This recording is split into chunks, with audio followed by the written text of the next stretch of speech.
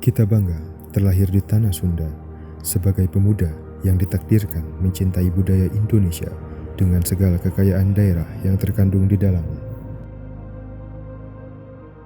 Batik. Batik menjadi bukti bahwa bangsa ini terlahir dengan segala keindahan dan rasa cinta yang besar terhadap tanah air. Saya, Robi Ahmad Akbari Santoso. Dan saya, Vira Suci Ramadhani, Finalis Mojang Jejaka Kabupaten Garut 2022. Jadi Viara Sutra Alam ini sudah berdiri sejak tahun 2003. Adapun tujuan dari berdirinya Viara Sutra Alam ini tentunya ingin melestarikan dan mempertahankan kebudayaan Garut. Salah satunya produk kebudayaan ini yaitu tenun Garut.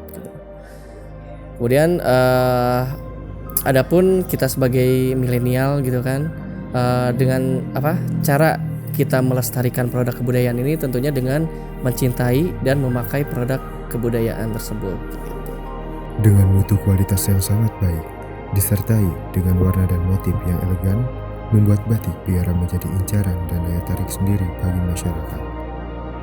Namun, keterbatasan akan produksi, jumlah karyawan, dan skill yang jarang dimiliki semua orang menjadi titik kelemahan pada batik Viara Sutra Alam ini.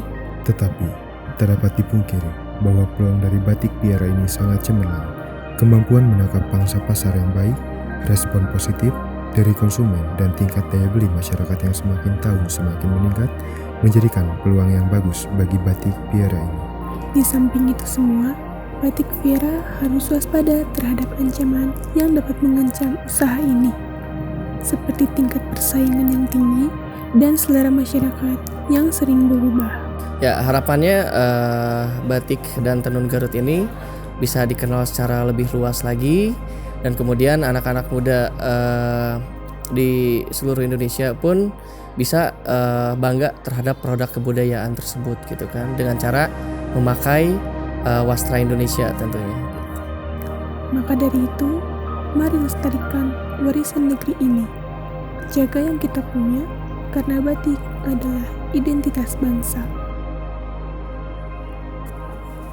Simkuring siap tandang di Nararaga Pasanggiri Mojang Jejaka Kabupaten Garut 2022. Nyunda Tur Nyakola.